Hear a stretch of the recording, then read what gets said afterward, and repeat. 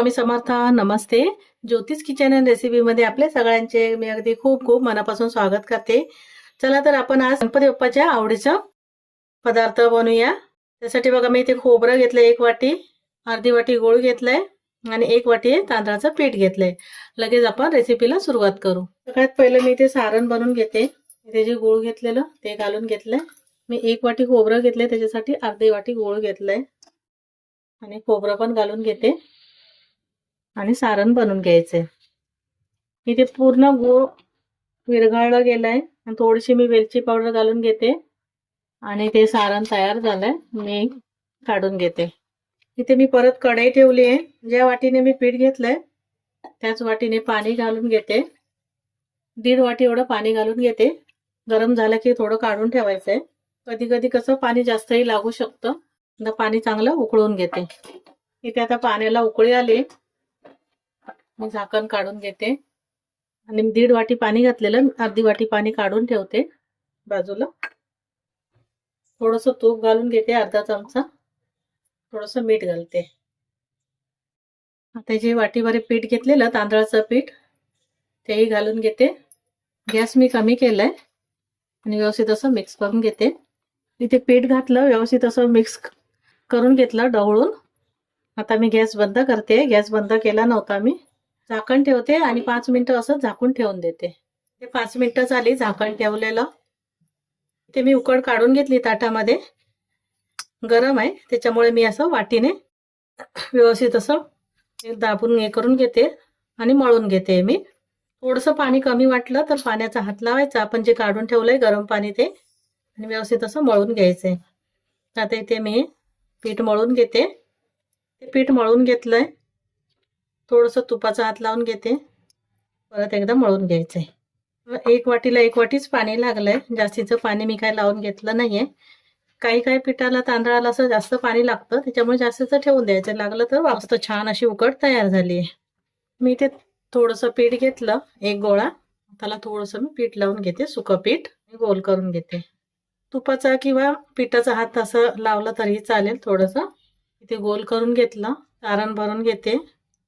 थोडंसं जास्त पीठ वाटलं तर काढून ठेवायचं वरती. मी गोल करून घ्यायचं.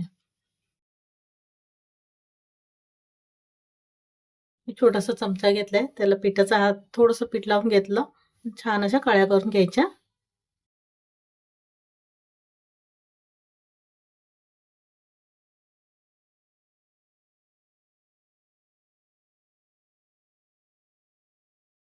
छान वाटतात दिसायला, मस्त असे.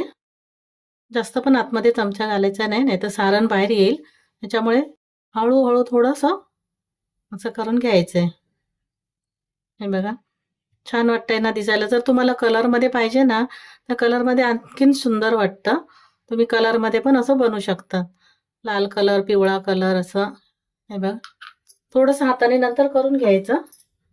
सरळ सुक्या पीठ घ्यायचं थोडंसं हाताला आणि व्यवस्थित या काळ्या परत करून घ्यायच्या. थोडंसं चमच्याच्या साहाय्याने असं. हे बघा इथे मस्त आपलं मोदकचं फूल तयार झालंय. बाकी मी अशी सगळी फुलं आता बनवून घेते. बघा इथे बघा, इथे मोदक हे मी बनवून घेतलेत. आता अजून एक तुम्हाला दाखवते. पिठाचं एक थोडंसं पीठ घेतलंय मी. थोडंसं हाताला सुकं पीठ लावून घेते. सारण भरून घेते.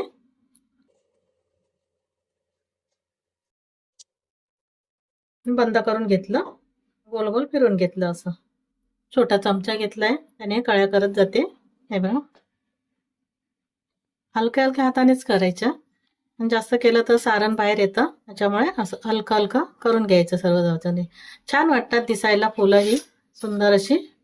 सगळ्या बाजूने अशी फुलं फुलं बनवत जायची. इथे आपलं हे फूल मस्त तयार झालंय बघा. आता हे मी सर्व फुलं बनवून घेतली. आता वाफवून घेते.